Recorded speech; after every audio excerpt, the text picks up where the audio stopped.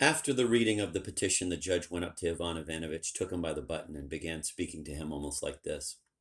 What are you doing, Ivan Ivanovitch? For fear of God, drop this petition. Let it perish. May Satan visit its dreams. Better take Ivan Nikiforovitch by the hands and kiss each other and buy a bottle of Santorin or Nicopolis, or else just make a little punch and invite me. We'll drink together and forget the whole thing. No, Demyan Demyanovitch, it is not that sort of affair, Ivan Ivanovitch said with that importance which was always so becoming to him. Not the sort of affair that can be resolved in amicable agreement. Goodbye. Goodbye to you too, gentlemen. He went on with the same importance, addressing them all. I hope my petition will produce the proper effect. And he walked out, leaving the whole office in amazement. The judge sat without saying a word. The secretary took some snuff. The office boys overturned the broken piece of bottle they used as an inkstand. And the judge himself absent-mindedly smeared the puddle of ink over the table with his finger. What do you say to that, Dorofei Trofimovich? Said the judge, turning to the court clerk after some silence. I say nothing, replied the court clerk. Such goings on, continued the judge. Before he finished saying it, the door creaked and the front half of Ivan Nikiforovitch heaved itself into the office, while the rest remained in the anteroom. The appearance of Ivan Nikiforovitch, and what's more, in court, seemed so extraordinary that the judge cried out. The secretary broke off his reading. One office boy in the frieze likeness of a half tailcoat put a quill in his mouth. The other swallowed a fly.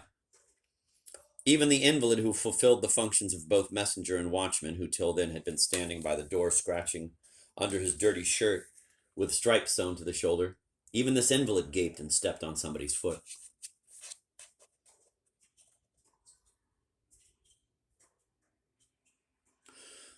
What fate brings you here? Why and wherefore? How are you, Ivan Nikiforovitch? But Ivan Nikiforovitch was neither dead nor alive, because he had gotten mired in the doorway and could not make a step forward or back. In vain did the judge shout into the anteroom for someone there to shove Ivan Nikiforovitch into the office from behind. There was only one petitioner in the anteroom, an old woman who, despite all the efforts of her bony arms, could do nothing. Then one of the office boys with fat lips, broad shoulders, a fat nose, and torn elbows, his eyes glancing about slyly and drunkenly, went up to the front part of Ivan Nikiforovitch, folded his arms crosswise as if he were a child, and winked to the old invalid, who placed his knee against Ivan Nikiforovitch's belly, and despite his pitiful moans, squeezed him out into the anteroom. Then they slid back the bolts and opened the other half of the door. While they were at it, the office boy and his helper, the invalid, in their concerted efforts, spread such a strong smell with their breath that the office turned for a time into a public house. Did they hurt you, Ivan Nikiforovitch? I'll tell my mother. She'll send you a tincture. Just rub your shoulders and lower back, and it will all go away. But Ivan Nikiforovitch sank onto a chair, and apart from prolonged oaths, was unable to say anything. Finally, in a weak voice, barely audible from exhaustion, he uttered, Will you indulge? And taking the snuff bottle from his pocket, added, Here, help yourselves. I'm very pleased to see you, answered the judge, but all the same I can't imagine what made you undertake the effort and present us with such an agreeable unexpectedness. A petition was all Ivan Nikiforovitch could utter. A petition? What sort? A claim. Here breathlessness produced a long pause. Oh, a claim against a crook. Ivan Ivanovitch Pererapinko. Lord, you too. Such rare friends. A claim against such a virtuous man. He's Satan in person, Ivan Nikiforovitch said curtly. The judge crossed himself. Take the petition and read it. Nothing to do but read it, Taras Tikhonovitch, said the judge, addressing the secretary with an air of displeasure, and his nose inadvertently sniffed his upper lip, which previously it used to do only from great pleasure. He took out his handkerchief and swept all the snuff from his upper lip in punishment for its insolence. The secretary, having performed his usual start-up, which he always resorted to before beginning to read, that is, without the aid of a handkerchief, began in his usual voice thus. A petition from Ivan, son of Nikifor, Dovgotchkin, gentleman of the Mirgorod region, and on what? The points follow herewith. Number 1, From his hateful spite and obvious ill will, Ivan, son of Ivan Pererapinko, who calls himself a gentleman, is causing me various losses, doing me dirt, and performing other devious and terrifying acts, and yesterday, like a robber and a thief, with axes, saws, chisels, and other metalworking tools, got into my yard during the night, and with his very own hands, and in a blameworthy fashion, did chop up my very own goose pin located therein, for which, on my part, I never gave any cause for such an illegal and marauding act.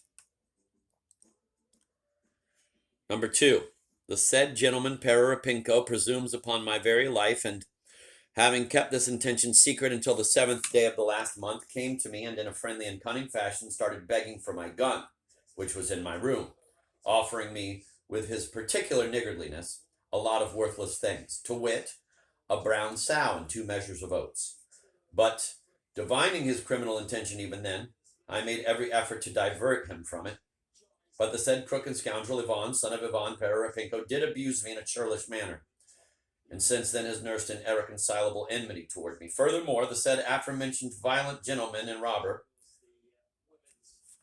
Ivan, son of Ivan Pererapinko, is of quite blameworthy origin.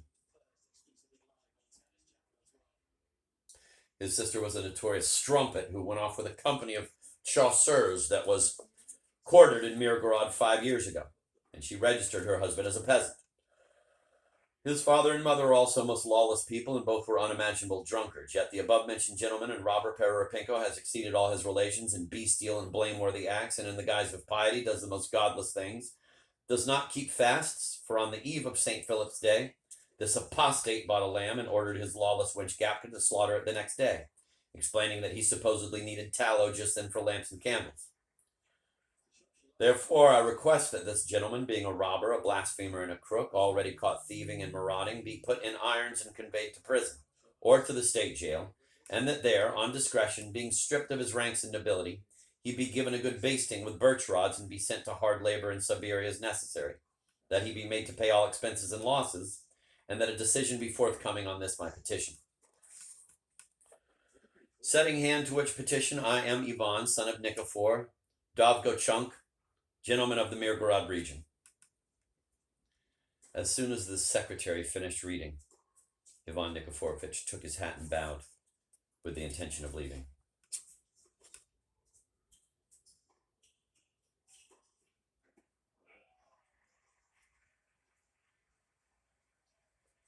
What's the hurry, Ivan Nikiforovich? The judge called after him. Stay a while, have some tea.